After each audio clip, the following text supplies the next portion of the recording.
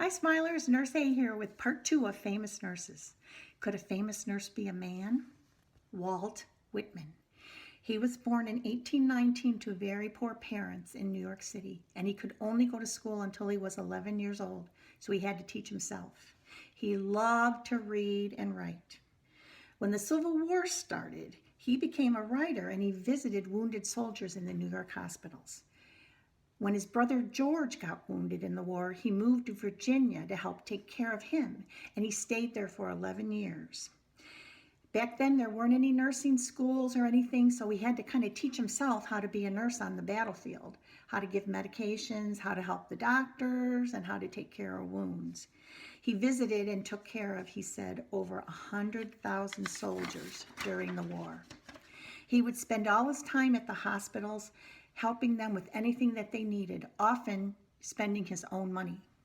After the war, he went to work in Washington, and he wrote a lot of famous papers about what he saw. A lot of people didn't like what he wrote because he told the truth, and sometimes it wasn't pretty.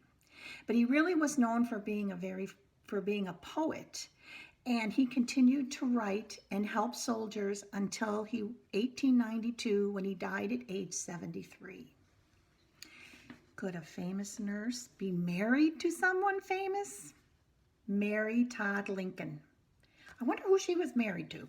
She was born in 1818 in Kentucky to a very wealthy family. Her father was a banker, and she was very, very smart and well educated.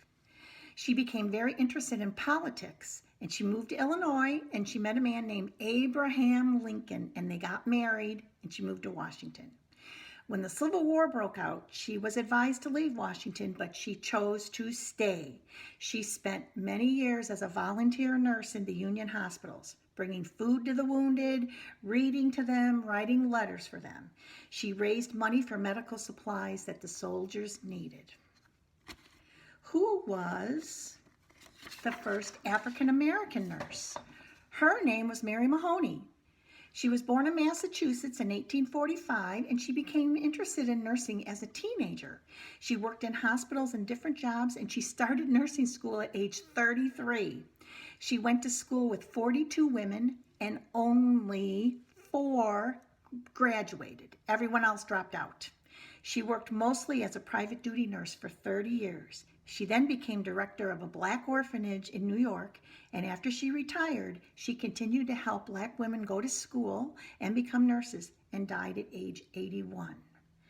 It's kind of neat how these people can do different things. If you know a nurse, make sure to thank her or him during Nurses Week. Next time, bye.